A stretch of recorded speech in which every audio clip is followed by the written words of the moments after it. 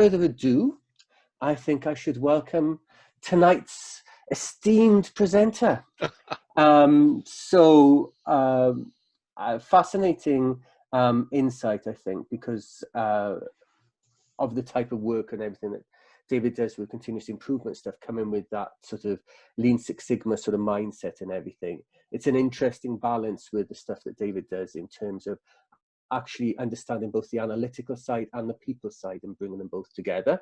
And I think that's so important. I converse with so many people who know me about the fact that to be successful in change management, you need to actually be able to bring both of those together. And that's what helps people to understand the need for change, is actually being able to put the evidence of the analytics together with the evidence of the emotional side. So I'm not going to read through all the spiel up there, because anybody that's here can read that, or you can pause the video afterwards if you watch it on YouTube. That's not a problem at all, and read through all the stuff. But without further ado, I'm going to ask for the technology to swap over to David so that he can start presenting his experience for the next foreseeable future. As we go through this, I'm going to mute myself, but feel free to actually post questions in the chat box, any comments, any aha moments, and we'll feed them through as David progresses. So thank you very much. Over to you, David. Thank you, Rich, and thanks for kicking it off so well, and also thanks to Jeff for organizing the event and taking care of all the technical work in the background. So it's my pleasure to speak tonight about COVID-19 from a change management lens, and so let's dive into it. We're all living it right now. Before I get into the meat of it, just a few shout outs I want to give. There are a lot of people across the province working very hard in healthcare, retail, logistics, and trucking that are continuing to work and putting themselves at risk during this challenging time. And so we would be able to have this webinar without that good work.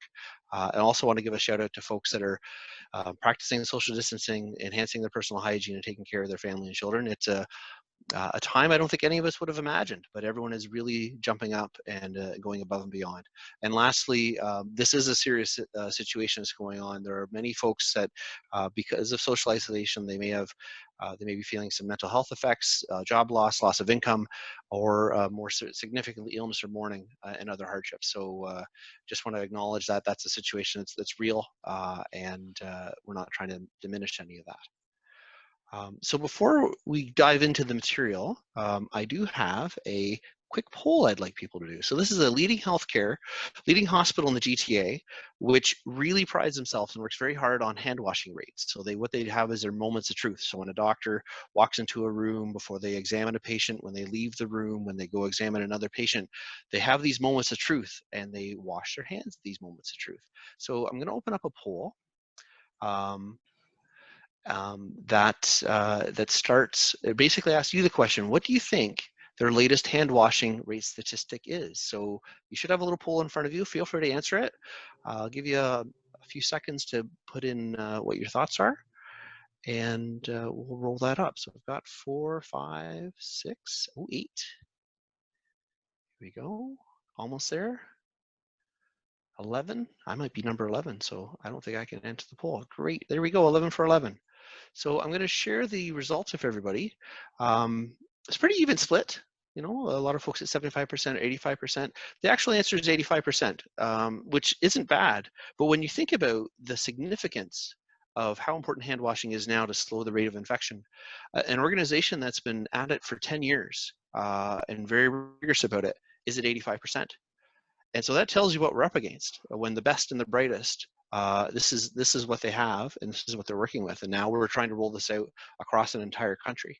So it gives you a sense of the part of the challenge that we have with change management and COVID-19. So today, although this is a global crisis, I'm going to focus the conversation on Canada, looking at public health and the public response to COVID-19. I'm not going to get into the economic side of things, but really through a lens of change management. So who's the audience? How have things been communicated to them? What's in it for me for COVID-19 and the incentives for change? And then lastly, some lessons for change managers, as we look at this and what we can learn from it, what we can apply back to our practices, and what we can do to help this change be more effectively handled as well.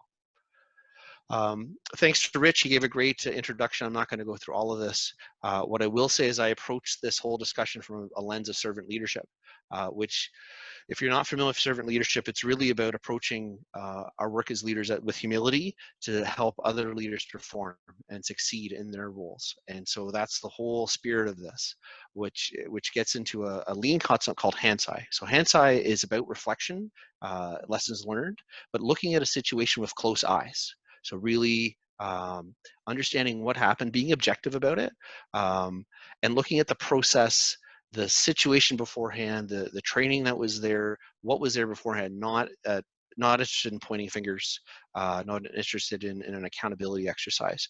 It's really about what can we learn from this to help us get better at the situation, and what can we apply to our own change management practices that we're all in every day. So a little bit about the background. So this was an education for me about public health. So public health is one of those agencies that we probably don't hear a lot about, but they're very important to the functioning of our society in Canada. Their mission, if you look at their website, is to promote and protect the health of Canadians through leadership, partnership, innovation, and action in public health.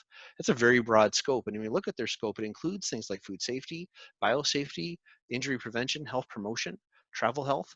But of course, right now, their main focus has been around disease outbreak, immunization, and emergency preparedness. We're really seeing their capabilities at the fore. Public health is a very distributed organization. So there's a federal level, there are provincial levels, and then there are regional and municipal units, which makes coordination quite a challenge.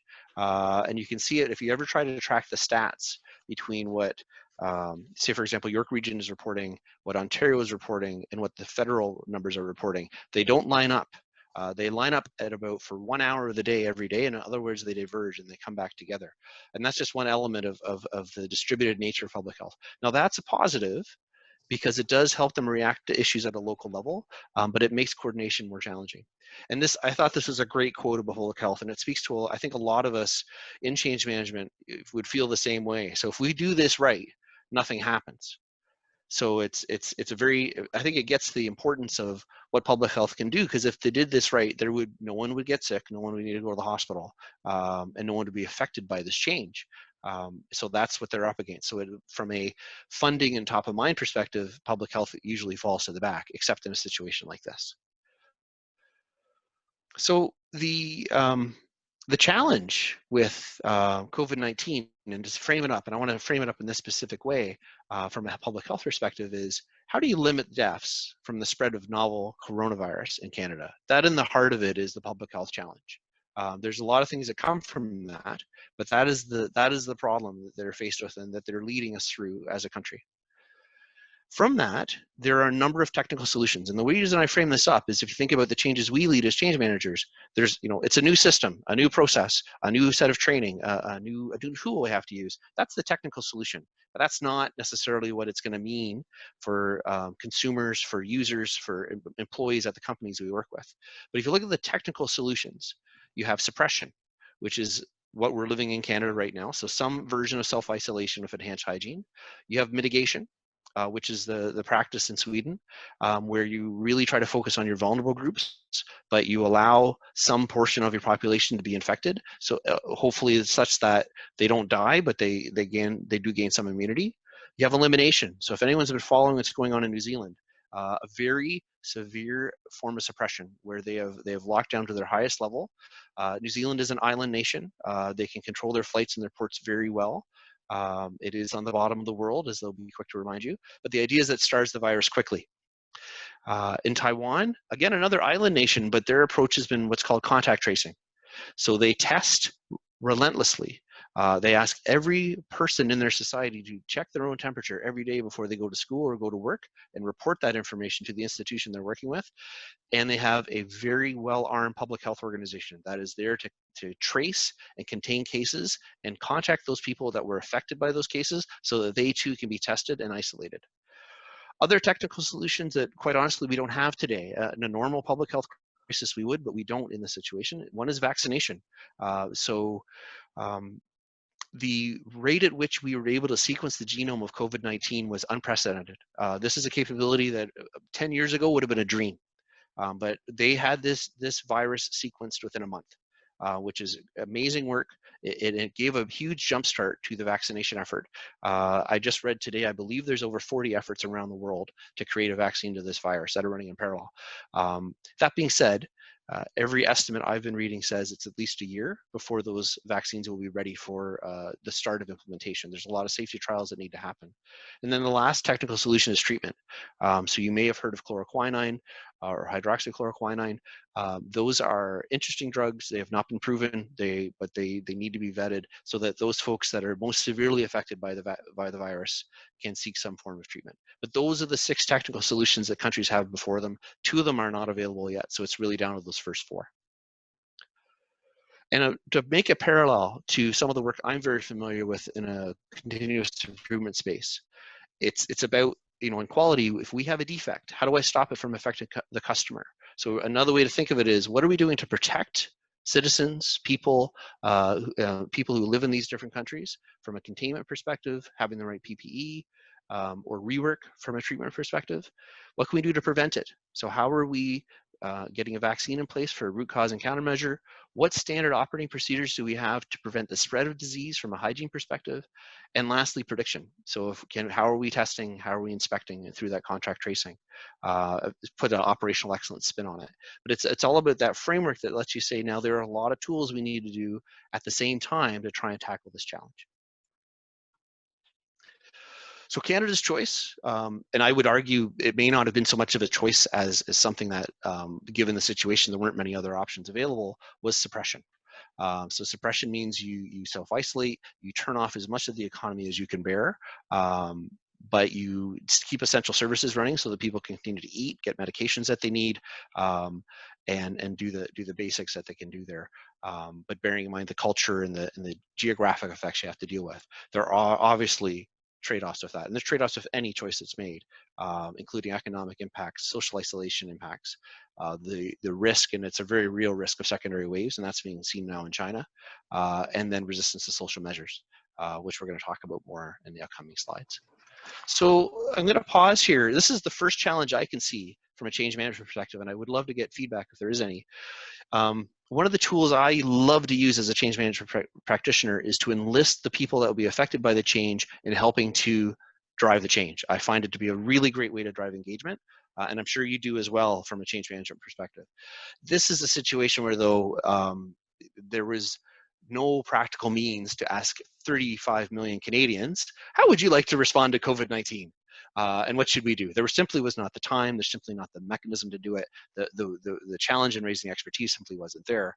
So this definitely, absolutely up front is a significant challenge, and definitely one that limits your options as a change management practitioner when you can't practice this approach. I don't know if, Jeff, if there's any questions in the chat box or any thoughts that folks have to share around facing up to this as a potential challenge in this situation. Not as yet. If folks want to open their mic and ask the question directly, that's also an option at this point, since there's nothing in the chat box. Awesome. Hi, it's Catherine. Hi, Catherine. In this particular case, it was maybe a little bit easier to enlist citizens, and even though not giving them a choice, there was enough empirical evidence out there that this is kind of deadly. So, the consequences of maybe not behaving, even though they're being told what to do, I think they could see what the results would be if they didn't do it. So I don't know if that's a problem necessarily. I think, you have to have trust. The person who's delivering this message, you have to be able to trust them. And there was enough evidence out there to say what they're saying probably makes some sense, right? I think that's a great point, and definitely the hazard of not following through with COVID-19, I think, is an important aspect of it. And I'm sure a lot of people took that to heart. I work regularly with people that have their immunity system is compromised, and they take this extraordinarily seriously, and so do their loved ones. So we'll talk a little bit more about that as well, but definitely the hazard does help focus the mind, so to speak, Well, it's a risk reward kind of. Absolutely. Like personal choice, as well as the credibility of the person delivering it, and then the empirical evidence that's out there, right? So Absolutely. weighing all those three things in order to say, does this make sense or not, right? Yep. No, that's a great point. And I'm going to get into that a little bit more, especially when we compare different countries and their look at that risk reward lens. Absolutely. Yeah. Great. David, this is Ingrid. Yes, go ahead. Actually, I think it was about maybe 2 weeks ago, or maybe it was less than that, I received a phone call, and it was asking for my opinion regarding the COVID-19 response by our government at different levels. Actually, it was focused more on the Ontario government and my opinion on some of the choices that they made, some of their decision making, and they were asking some very specific questions. The overall survey took, I want to say, between 10 and 15 minutes to get through all the questions. So I know that, at least from a citizen's perspective, I was interested to see that they were actually reaching out so soon to find out what, how I was feeling, or how, what reactions did I have to either their effectiveness or ineffectiveness of some of the decisions that they made. That's great to hear. I didn't realize that there was active polling going on around that. I have seen some other ones that were more generic, but actually gauge the government response. That's great to hear, Ingrid. Thanks for sharing that. Awesome. So I'm going to go to the next challenge, and that's certainly one it's very timely right now, is leading folks through a change where there is an enormous amount of uncertainty in the end state, or an end state where, well, we did it all right, nothing happened. How do you deal with that? And certainly that's the discussion now. It's starting in Canada, but it's definitely more prevalent overseas, where countries that are over the peak and looking to reactivate their economies. What does that mean? Does it mean you go back into lockdown? Does it mean it's business as usual? Is it some other state that, quite honestly, most countries haven't seen in over 100 years? And so leading folks through change where, okay, you've done containment, but now what? And that you can't paint a clear picture of what that means, certainly provides a challenge from a change management perspective.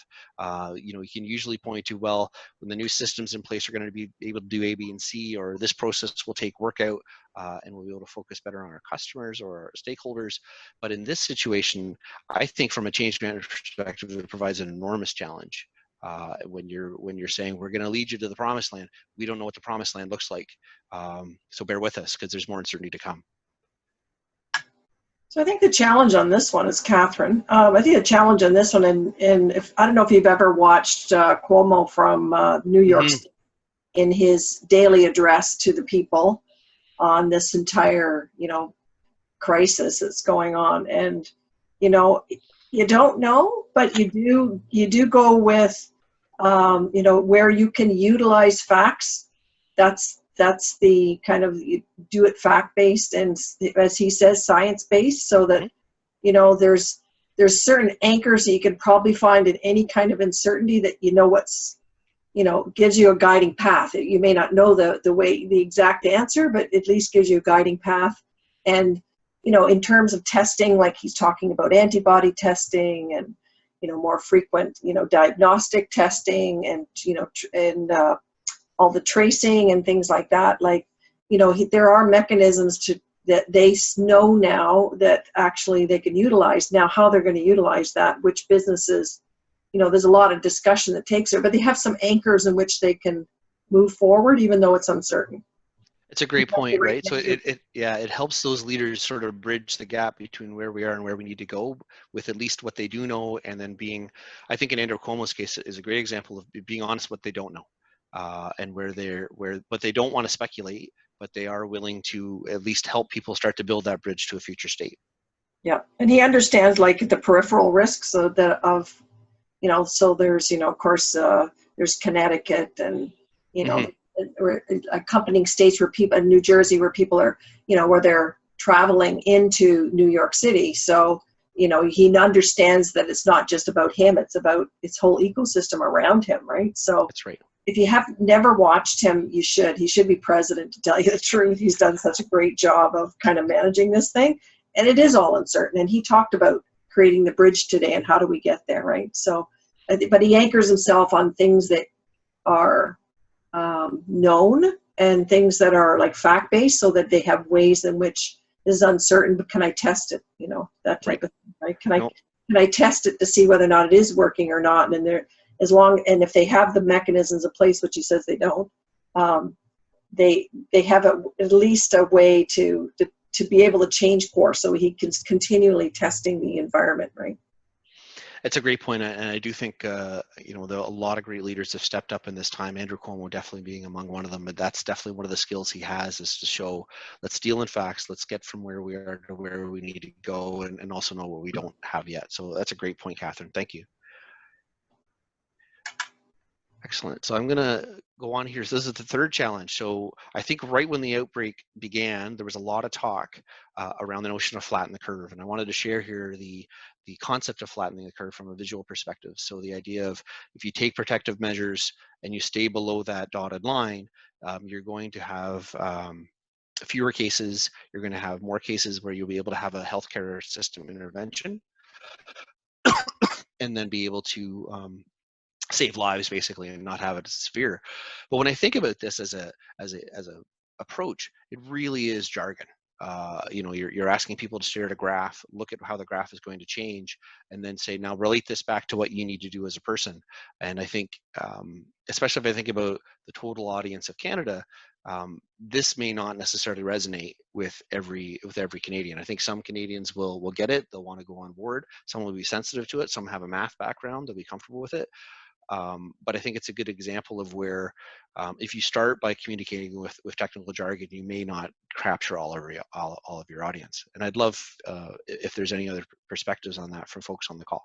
Yeah, hi David, it's Phil, and my observation was that the initial communication was technical, and then, you know, within your own, you know, sphere of friends and family saying, well, what does that mean?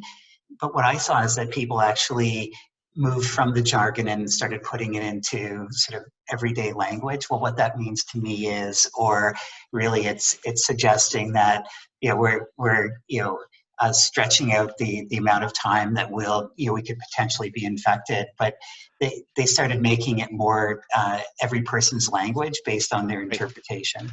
Absolutely, and definitely it did evolve from that initial sort of jargon approach, and it allowed people to digest it and put it in their own terms, which I think is important for anyone consuming any change management message.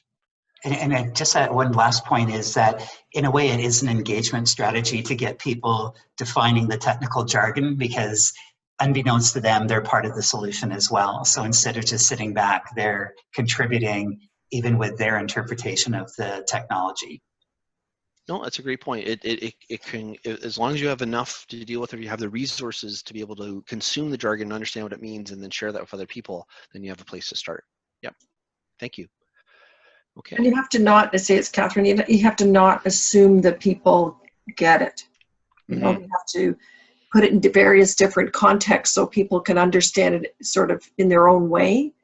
And to put more, how can I say this, tangible examples of what that means to the technical components, so that people have a different way of understanding it.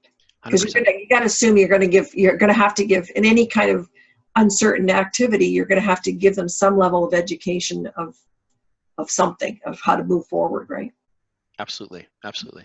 That's great. And yeah, definitely a case where over communicating is worth it with this kind of situation. So I'm going to move away from that and talk a little bit about some change management frameworks I'm sure everyone on the call is familiar with. So the first one I want to talk about is the Bridges transition model. So I'm sure we've all seen something like this in our careers, where you deal with the end of something, the transition away from a state before, and then work through different emotions at different times, at different paces, and potentially back and forth before you get over to the future state and being able to grab onto what's new. And there were a lot of really good discussions going on, especially when this started after the shock, when we got past the shock of a quick lockdown, to say, oh, hey, wow, I'm feeling like I lost something. I'm feeling like I may have lost my job. I may have lost a family member. And effectively, the society was in grief. So, and coping with that grief around, well, this is what we gave up. This is what we lost. The new normal is this. How long is the new normal going to be, what's it going to be at, and ensuring that. And I think for me, the big takeaway with the Bridges model is you tune your messaging as a change management professional based on where you think your audience is at from an emotional perspective. And so, there were certainly cases where there may have been parts of the population that were still in shock or denial about what was going on, a lot of people in confusion, and then over time, you tune your message to make sure that you're helping people through that, through anger, cynicism, back into, okay, this is the situation, we're accepting it. Now, how do we start to look forward in a way that's realistic, but also pays its time to, there's an emotional response to this, and that emotional response is real, and it needs to be worked through for all of us as humans. Another framework to look at is the concept of competing values. So this is a way to look at an organization's culture, and then from that, how do they respond to certain situations? And as Canadians, we have a very diverse background, be it based on gender, be it based on race, our economic background, our educational background. It's all over the place. So you have some folks that really, thrive in a very ad hoc, very flexible environment. Some folks that are externally focused, some that are internally focused. So on the other side of that, you have public health. And on public health side of things, the message really is about, especially in suppression, it's about control, and it's about internal focus to make sure that folks get the message and they're following it so that you can limit the spread of the disease as quickly as possible. And in some cases, public health control focus was very effective, right? So the messaging on social distancing, that message got out, it was consistent, there were no changes around it, people have been following it.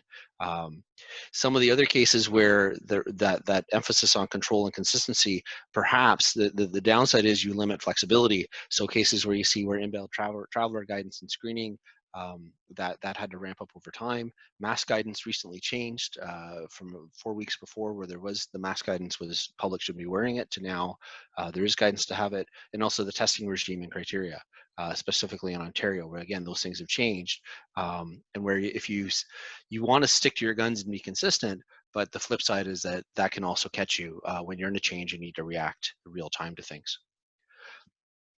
Another piece that I want to frame up here, and again, I think it pays homage to the some of the things that are really unique about Canada as a country. We are a country of immigrants. Folks have come, whether it was 20,000 years ago crossing a land bridge, or just last week emigrating to Canada.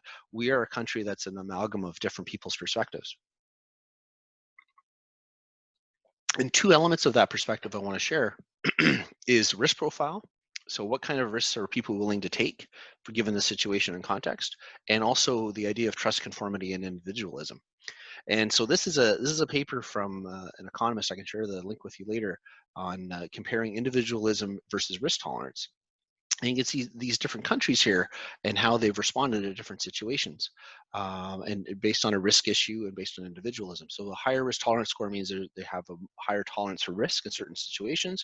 A higher individualism score is about less so on the communal side of things, working together or following the instructions of government, and being more individualistic and pursuing personal freedoms. And you can see a real spread. You can have some countries, for example, in Taiwan and China, where very high in the risk tolerance side of things, very willing to take on risks, but on an individualism score, quite low compared to other countries which more on the individualism side of things, say the US, United Kingdom, Italy, for example, higher up here, but less so on the risk tolerance side of things. So they want to be their own thing, but they also don't want to take the downside of it. And so it's very interesting to see that play out with the different responses to the coronavirus and how effective those responses have been across around the world. So I'm going to get to another challenge here, and I'd love to get more feedback. So the real challenge is around mixed messaging. And again, I want to put this out there. I mean, the situation back in March is not the situation we have today, and the information we had in March is not the same as what we had now. There's quite a famous moment when the extension of the March break was announced to the parents and kids of Ontario by the Premier of Ontario 2 days before the March break started, and they said, we're going to extend the March break for 2 more weeks, but go have fun, go travel, have a good time, don't worry about it, and then come back and we'll all be in this together. And then very quickly during the March break itself, switching over to, no, this is a serious situation, we have to have a state of emergency, then with the essential businesses declarations, and then where the situation is now, where we're in week 5 of the situation. So I think bearing in mind, that it is an evolving situation, that you're going to commit to transparency, and that you're reading the emotional response, right, of the speaker and the audience. But that, especially in that start, you're sort of in that fog of war. You don't have all the information. You're doing the best you can, and you're gonna fall victim. You're likely to fall victim to challenges around messaging. Any feedback on that?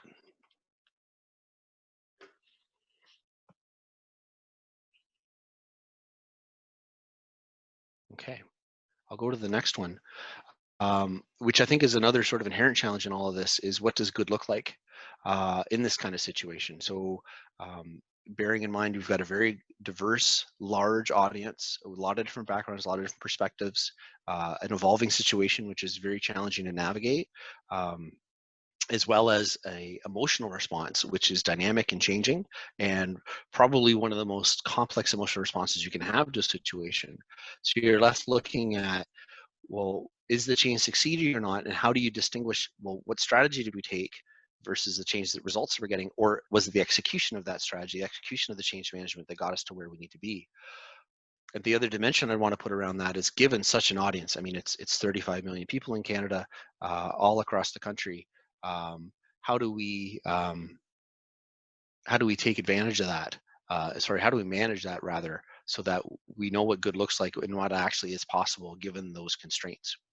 David, what would be your opinion about how it seems to be variable? What good looked like a week ago perhaps is different for some people now, specifically about Jason Kennedy being critical of Dr. Tam. Mm-hmm. You know, you get the whole U.S. response trying to shift blame on the World Health Organization, where a week ago that wouldn't have happened. What's your perspective? You know what, to me, the way I frame it back is from a change management perspective. If that was happening on a rollout, for example, of a new system, and the rollout was going on, and then the naysayers came in and said, I told you that thing wasn't going to work, and you didn't listen, or you're not adapting fast enough, or you're doing that.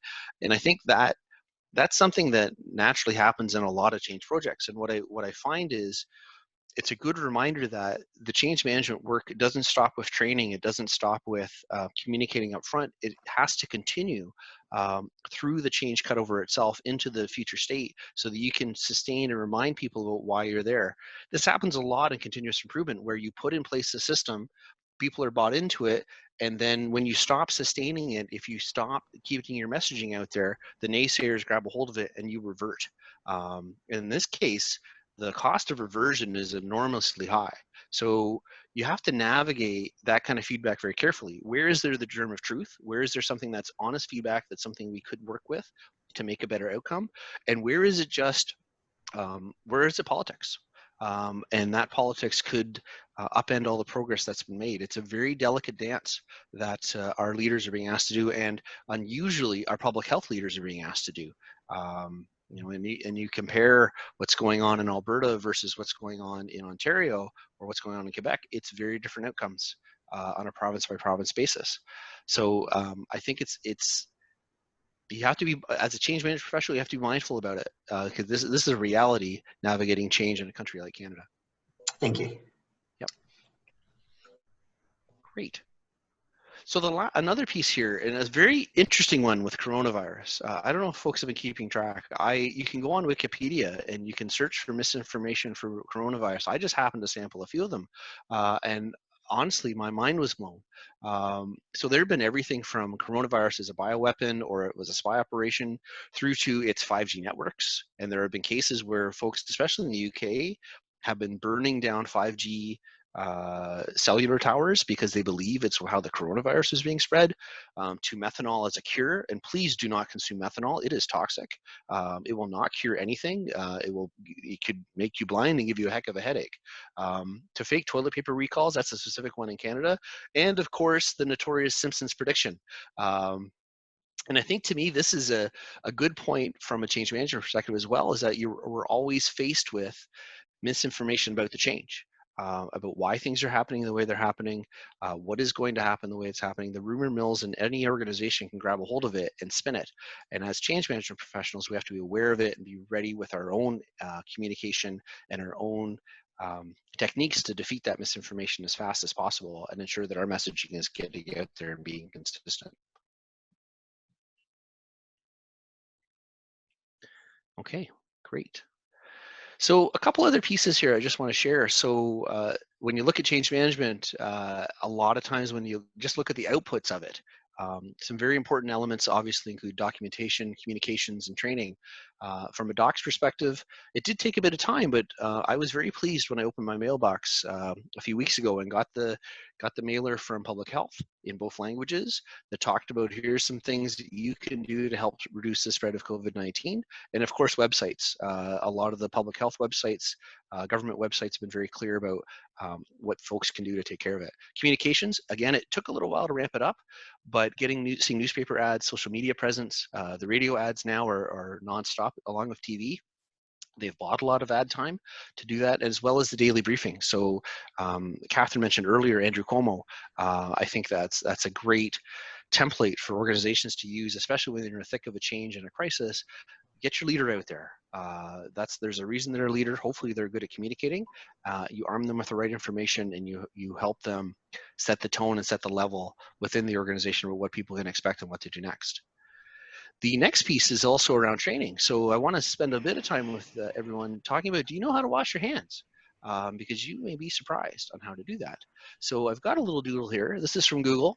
And it actually goes step by step. So, you wet your hands, you get enough soap, rub your hands palm to palm, and then different configurations, right? Fingers interlaced, lock your fingers together, make sure you get your thumbs, and then rub your fingernails into the palm of the other hand so that gets clean as well. So it's quite a rigorous process. If you need something to do during this time, you can sing Happy Birthday a couple times. That'll give you enough time. Or the chorus to Raspberry Beret. That'll also get you covered. But it leads to another question. And so this gentleman here, who's been in caricature, Ignaz Semmelweis, he was the first doctor in the 1890s to realize there was a connection between hand washing and infection. He applied the first scientific approach to that relationship. And so that leads me to my next poll. So bear with me here for a second. And I'd like you, this is a test of your history knowledge, just to answer the poll and tell me what happened to Dr. Semmelweis.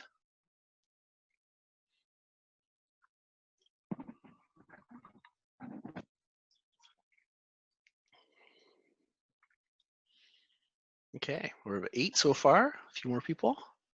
It's quite an even race. I wish you could see what I'm seeing. 10 to 12, can I get a couple more? I'll give it a couple more seconds here. Okay, great. So, there we go. So I'm going to share the results. Over half of you believe that he was toiling in obscurity afterwards. No one thought he won the Nobel Prize, and you'd be right about that. It was before the Nobel was actually a prize anyway. And then 5 of you actually realized what happened to Dr. Semmelweis is he was committed to a sanitarium. Semmelweis worked in Austria, and he worked in a maternity ward, and he was studying 2 different wards. And one ward had a very high rate of post-birth infection that led to the death of the mother, and another ward didn't. And he studied it very closely and discovered that the ward that had a lower case of postnatal infection was actually washing their hands before the situation. So when Semmelweis said, well, this is pretty obvious, captured the data, go back and shared it with the physicians in the first ward and said, look at this, if you guys would only wash your hands, we'd have lower cases of postnatal infection. And they laughed at him. And they told him, you must be smoking something. I can't get people sick. It must be their fault. I'm dealing with poor patients, or I'm dealing with patients that don't know how to take care of themselves. You don't know what's going on in that other ward.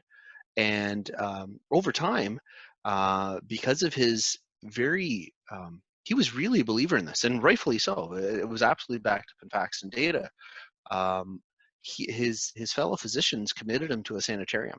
And sad to say, he actually died of an infection that he obtained while he was in that sanitarium. He was beat, and that beating resulted in an infection, and he later passed away from that. So I think it's an important lesson here around being that change agent and sharing out what it means. You have to be very cognizant of your audience, because it can result in some kind of loss or cost to you as a change agent or as someone speaking to that. So from that, I want to speak a little bit around the WIFM, the what's in it for me and the incentives for change. And so I think with COVID-19, it's extremely complex. It's probably one of the most complex WIFMs that I've ever come across. And that one is that if I stay home and I self-isolate, I will potentially protect myself and my family and society from the spread of COVID-19 and reduce the likelihoods of illness and death. And that I may lose my job. I'll definitely lose out on social contact. I may lose out on support, but that's all worth it for this hypothesis that if all these things happen, I will reduce the risk of disease. And when you think of it that from a message perspective and a complexity perspective, I think it says a lot for people who saw that and took it on and said, you know what, that's a big deal. I don't want to get sick. I don't want to get my family members sick. I don't want to spread this disease around so that people in the hospital aren't overwhelmed. It really leaned heavily on the altruism and interest of people to support this. Because in and of itself, it's a pretty crappy proposition. But that's exactly what people have taken on. When you think too about the messaging, so we spoke before about using jargon in messaging. So it started with flatten the curve, and then people getting their head around what that actually meant. And then as you saw it with time, and I share a couple examples here, which I think they really started to nail it with Ontario. We probably all got the alert on our phone with a message that included stop the spread. COVID-19 can be deadly. The time to act is now. So that was an excellent sort of pivot to get that more clear. And then in New Zealand, which is one of the most strict regimens right now, is act as if you have COVID-19. This will save lives. Let's all do our bit. So really getting from there's this technical reason why you need to do this thing to start with why, something that resonates with people individually and personally, and helping people get up that commitment curve to adopting the way that they need to live and work in the lockdown situation we're in right now. The last piece I just want to share is a few statistics. So again, getting back to that initial comparison I mentioned about different strategies and then that adherence to that strategy. I apologize for the eye chart. Really, the focus here is on the numbers. This is from Google Community Location Trends. So Google has started for the last few weeks looking at Google phone users, folks that especially use Google Maps, and to see if those phone users have changed their behavior. And it's a great way for public health to use a leading indicator to see, yeah, is it really working, and to compare country by country. And you can see here for Canada, for example, the rate of visits to retail and recreation locations have dropped by 62%. Even parks have dropped by 13%. You can probably remember those photos of people going to the parks and hanging out. As of last weekend, which is a pretty cruxy weekend if you think about it from an Easter perspective, people have been listening to the message and staying home. You compare it to New Zealand, where the lockdown is even more severe, minus 90%. A country like Taiwan, which is not doing a suppression or elimination, but doing contact tracing, that drop in movement is much less, although there is still some. And then in Sweden, which is a lesser version of suppression and elimination, doing more mitigation, dropping some retail activity, but they're all hitting the park and continuing business as usual. That might be indicative of the weather. The weather is certainly a confounding factor in this, isn't it? We've, especially in Europe, they've had a brilliant spring so far, and that's made public health efforts to get people to contain even more difficult. Absolutely. The next slide I want to share, and this is the sobering statistic. So as much as this is a talk about change, in the end of the day, this is a change that affects lives, and I don't want to overstate that. It's a very important piece of it. But what you can see is the number of cases. I wish I had this normalized by population. I don't. But you can see the what's happened in these different countries as they've rolled out their communication strategies, as they've rolled out controls and lockdowns in their different areas, and what that's meant in terms of cases and in terms of fatalities from this terrible outbreak. You can see here, for example, Canada. It's the green line. We're up around here. You can see Sweden with their herd immunity approach. They're down around here on 10,000 cases after the 100th day. And then lower down, Taiwan and New Zealand, a much lower case count, and the very similar results from a deaths perspective. The good news, if you can call it good news, is that Sweden seems to be leveling out from a deaths perspective. So generally the death curve leads the case curve. So hopefully those numbers will continue and they'll be through this. Canada's continuing to increase. And we're all watching, obviously, with a lot of concern about what's happening in long-term care homes across the country, where the virus seems to be running rampant. But again, interesting to compare what's going on in Taiwan, and New Zealand has recorded 0 fatalities, at least as far as the data I can see. So from a lessons learned perspective, and again, I'll open this up after after my piece is, what do we take away from this as change management professionals? What can we as change management professionals apply back to the COVID-19 situation? So especially from a change perspective, set a strategy and be consistent. Don't change your strategy, but bear in mind that when you do that, there are costs of inflexibility. So anywhere where we can be careful about that. We should be watching that. Sorry. If you have a what's in it for me, get it right, get it early. I think we were fortunate that we started to translate that message of flatten a curve into what's meaningful for everyday Canadians. Know your audience, that they're going to be an emotional response, and know their values of what you're contending with, and the value of leadership and transparency. I think countries and states that have really brought this on have been well served by leaders that are willing to talk to the facts and willing to deal plainly with their citizens and say, this is what's really going on. We know this is painful, but this is why we're doing it. As far as COVID-19 lessons for change management, I think an excellent case example of where that change end state is grounded in uncertainty and the role of leadership to try and build the bridge to the future with what we do know about. Learning from history. So that resilience is very important, but also for change leaders to know when they're becoming that voice in the wilderness. And that's up to each of us to know when to modulate that and make sure what we're doing is grounded in what our audience is willing to hear, and it's in a language that our audience is willing to come along with. Putting leadership on the line, the power of daily video or in-person updates, and that those updates are transparent. Not every organization has embraced this. I think a lot of states, provinces, nations have embraced this. I can speak personally, not every org that I'm working with right now is doing this. They're doing it more on a case-by-case basis. But that there is power in having leadership there every day talking about what's going on. And last is be realistic. We can't expect a country to behave in a way that it's not going to behave, but grounded in realism, make strides. Better is better than not at all, and know your audience and work with your audience, especially from an emotional communication perspective, to help ensure they're engaged and they're coming along for the ride. I want to